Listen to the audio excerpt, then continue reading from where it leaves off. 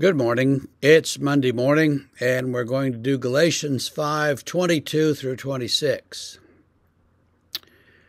But the fruit of the Spirit is love, joy, peace, patience, kindness, goodness, faithfulness, gentleness, self-control. Against such things there is no law. And those who belong to Christ Jesus have crucified the flesh with its passions and desires. If we live by the Spirit, let us also keep in step with the Spirit. Let us not become conceited, provoking one another, envying one another. So, here we have the fruit of the Spirit. And the but is important. He's talked about the works of the flesh at some length, and now he says but. So, making a distinction. And we could go through all of these in great detail. We won't, but we could. And if you're ever in a situation where you need to teach a Sunday school class in a hurry and you don't have any idea what to do, pull out Galatians 5 and have them read through the works of the flesh and then the fruit of the Spirit. And if that doesn't use up your time, I don't know what to say. But the fruit that the Spirit produces in us, things like love, joy, peace, patience, kindness, goodness, faithfulness, all these good things is what the Spirit grows in us. And they don't all come immediately. Sometimes they do have to grow, and sometimes we learn them through circumstances. I was once with a youth group, and somehow, I guess the first Sunday morning we were there, we'd been there one night. We went to church, and the pastor must have talked about patience. That afternoon, we went for a river tubing adventure in a local creek, and a thunderstorm blew up and got us thoroughly soaked with cold rain. We got back to the house of the people that were hosting us for dinner. They had one shower, didn't have much hot water, so we did get to clean up, but we didn't really get to warm up.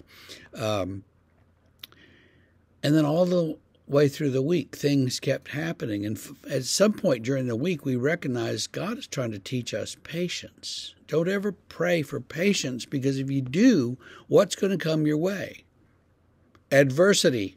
And you're going to have to live through all these things. It made for a wonderful sermon the week when we got back, which got me in a little trouble with a couple people, but it was all right. We had an adventure the last evening we were there. We had planned all this sort of closing stuff, and all of a sudden this bus rolls up and disgorges 50 or so older teens who were on their way to Montreat and who were staying that church for the night.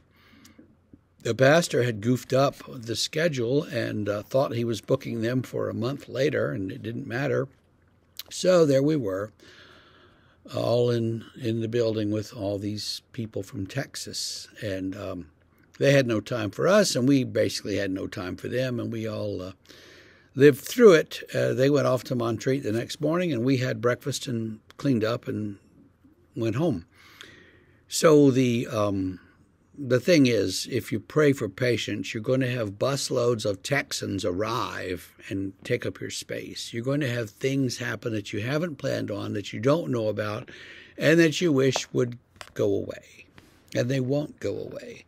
That's how you learn patience. That's how you learn to have peace in every circumstance. And that's how you learn these things, is through the adversity that teaches you. So when we say the fruit of the Spirit, we're not, it's not all rainbows and, cotton candy. Sometimes it's tough because we have to learn these things, and they have to grow in us, and growth, is sometimes painful. So I hope that your experience with the Spirit is pleasant, and that you're getting the things that you need to grow and grow quickly.